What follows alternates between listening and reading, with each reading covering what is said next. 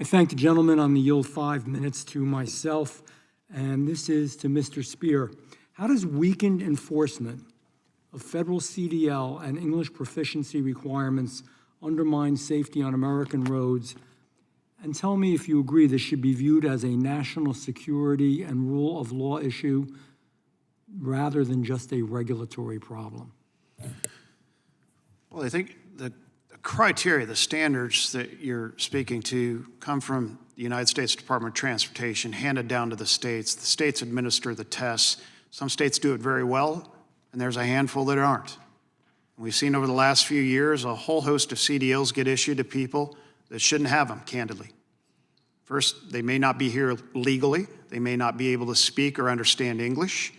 They shouldn't be operating an 80,000-pound heavy-duty truck, moving freight across the country. So those standards and the relationship between the federal and state government is absolutely essential to make sure that all states are doing the same thing on those fundamentals. If I was to ask you if federal CDL and English proficiency standards have been consistently enforced, am I being fair when I say that some of the fatal crashes we discussed today probably could have been prevented? There's absolutely no question. Your opening statement covered several crashes that we've also watched very closely. A lot of the folks that you cited in those accidents, those drivers were not able to speak English, understand English, probably should never have been driving in the first place. They were issued CDLs when they shouldn't have had them. You don't want people like that behind the wheel of a 40-ton U.S. truck. I would think. Thank you. I'm going to ask you a rapid-fire question here, and if you agree we do need to do more, if you could catch up with us and get information to me. What I'm going to ask is, do you believe in the United States of America we need to do anything legislatively? Does Congress need to do something to make us more safe and more secure? Very briefly, I'm going to ask all of you, so we got to go quickly, but Ms. Della Bruyere. Yes, absolutely.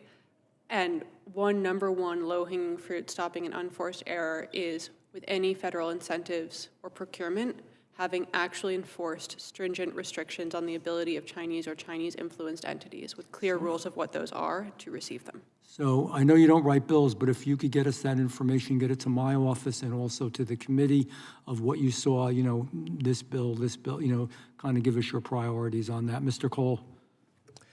Yes, Mr. Chairman, I do believe Congress needs to act in a few ways. First, I believe United States Cyber Command needs additional authorities in order to be able to operate at the speed with which our adversaries are. I believe Congress must do more legislatively to increase our resiliency against cyber attacks. To some degree, we have to assume that nation-state adversaries have already compromised our infrastructure, and that means giving states the ability to more quickly respond to threats as they emerge. That could mean additional funding or clearer frameworks.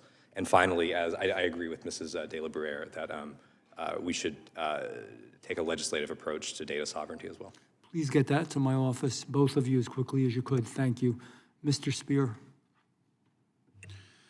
I think on the English language proficiency, we would advocate for the American Trucking Associations that Congress fully codify English language proficiency for all drivers, that all states should test for this consistently across the board. And this is a safety issue. If you're operating a vehicle, you shouldn't be pulling a U-turn on the Florida Turnpike. You should be able to understand weather signs in, say, Wyoming. You need to understand English. You need to be able to operate that equipment safely around the motoring public. Congress needs to codify this to ensure that all 50 states abide by this and aren't just handing CDLs out carelessly to people that shouldn't be driving a 40-ton truck. Thank you. Please get that to my office as well. Mr. Kanaki. I would say the most important thing from my perspective is to fill gaps in regulatory frameworks so that we have comprehensive ability to oversee regulation in this space. Thank you. I will yield back the rest of my time.